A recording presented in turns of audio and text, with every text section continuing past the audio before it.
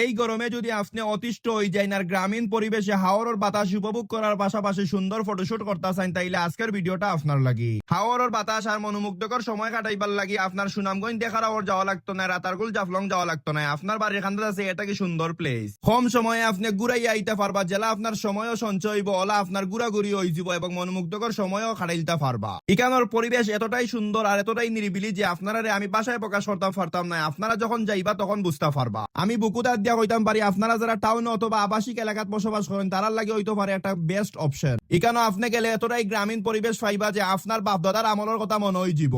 রাস্তার দুই পাশে দিয়ে আপনার চোখ যতদূর যাইব ততদূর খালি আওয়ার আর আওয়ার পাইবা, আর আওয়ারের বাতাস তো আর আপনারা নয়া করে কিছু খাওয়া লাগতো না। এখানে বিকালে টাইমে ফটোশুট করার লাগে সেরাই একটা অপশন। তার কারণ হইল গিয়ে আমিও এখানে ফটোশুট করছি, আপনারা দেখতে পাররা। বর্তমানে এখানে কোলাহল মুক্ত আছে, তার কারণ হইল গিয়ে এখানে তেমন মানুষের যাতায়াত নাই। আপনারা যদি এখানে যান তাইলে আমি আশা করবো যে আপনারা এখানে কোয়ালিটিফুল টাইম স্পেন্ড করতে পারবা।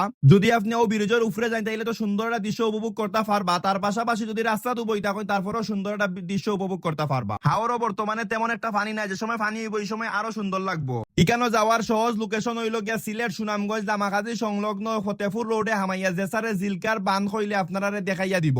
বাইক দিয়ে গেলে আপনারা সুন্দর মতো জায়গাটারে উপভোগ করতে পারবা। আর যদি আপনারা লামাকাজি তানে সিএনজি বা রিস্কায় যান তাইলে জিলকার বান হইলে আপনারা লামাইয়া দিলাইব, বাড়া নিব 20 টাকা 30 টাকা। আশা করি আমার এই ভিডিওটা বেশি বেশি করে শেয়ার করবা এবং আপনার বাড়ির খান্দার এই মনোমুগ্ধকর পরিবেশটা গিয়া উপভোগ করবা।